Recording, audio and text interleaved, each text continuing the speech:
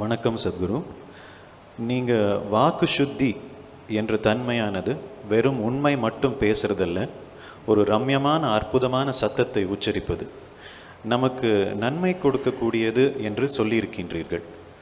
வாக்கு சுத்தியாக இருந்தால் எப்போவுமே நம்ம சாண்டிங் பண்ணிகிட்டே இருக்கணுமா? விளக்கமாக சொல்லுங்கள்.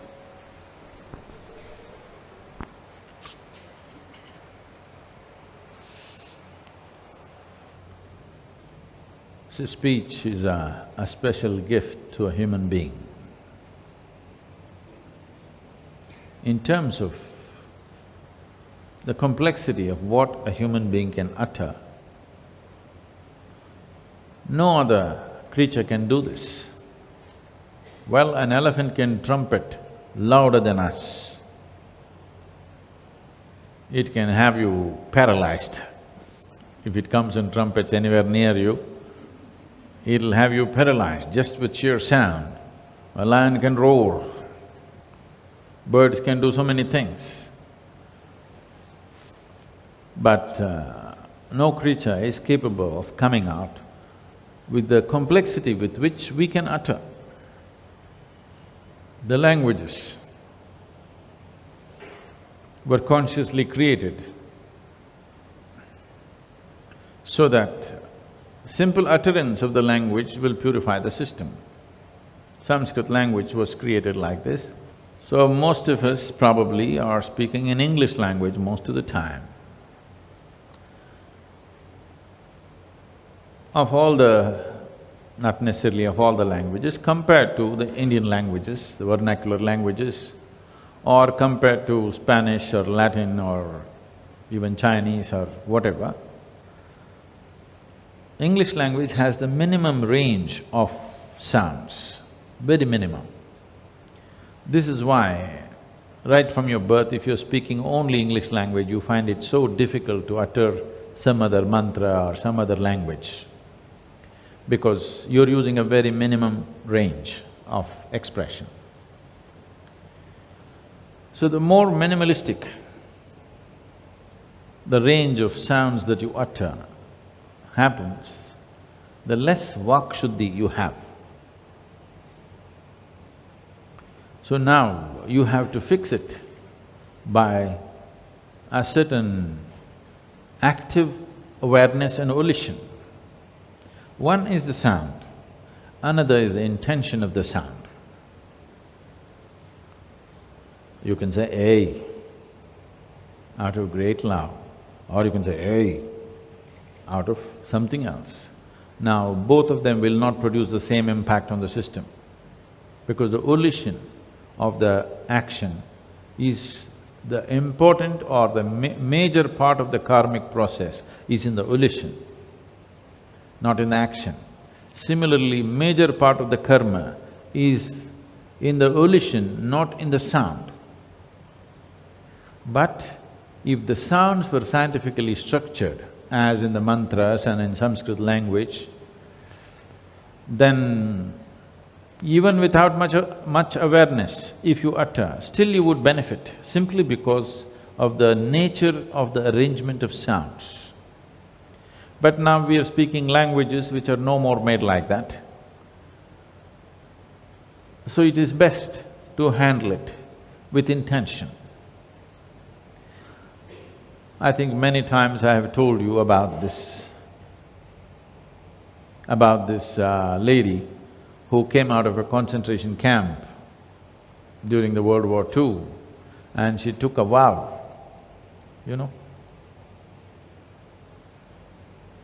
So just took a vow, if I speak to somebody now, if this happens to be my last, it could be. If this happens to be my last words to this person, how I would utter this? Like that I will utter to whoever I speak. It's a fantastic way of fixing your vak shuddhi. Vak shuddhi means cleansing the sounds that you utter. To become conscious of the sounds, the science of sounds and the impact that this has on us and how to come to this, it is a phenomenal thing, it's not going to happen in a lifetime to understand. This is Nada yoga, it takes a whole lot of things. So for that, to do Nada yoga, you have a chant. If you keep it going whenever, I never consciously think about this, but if I sit, stand, Shambho Shiva simply happens to me, not because I intend to utter it. My breath just takes that form. It is not happening just because I sit in a program or I am doing something important or not important. You can just bring it into your life like that. A lot of people have decided to use filthy words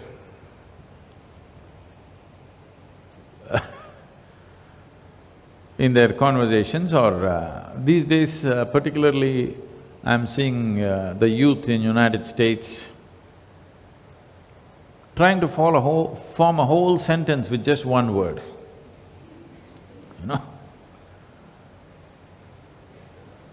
I see a whole lot of people in India also have picked these things up, and when they utter these words, people keep on saying, shit, shit. I keep reminding, please don't do it here, please don't do it here. So, this is one way of bringing the right kind of reverberation in the system. Why this is important is, if you simply become silent within yourself, there is no better way, it is the ultimate way. If you can just simply become still within yourself, that is the best way. If that's not happening, the next best and the next best is like this. You can say Shiva, it is the closest things to stillness. Otherwise, just one word doesn't do for you. You can have a little more elaborate, you need a sing-song, you can do Brahmananda Swarupa, something, or whatever mantra you picked among those 5, 6 that are there. Whatever you resonate with, you just do that. Above all, to bring the right intention into every sound that you utter. If you bring the right intention into every single sound that you utter, these sounds will reverberate in a certain way within you. This foundation of the right kind of reverberation is necessary if you want to use this human system as a higher possibility. Otherwise, it will only drag behind you all the time. If you want this to be a bigger possibility, this must have a foundation of the right kind of reverberation, and Vak Shuddhi, or cleansing the sounds that you utter, is an important part of that. But if you can become utterly still, nothing like it.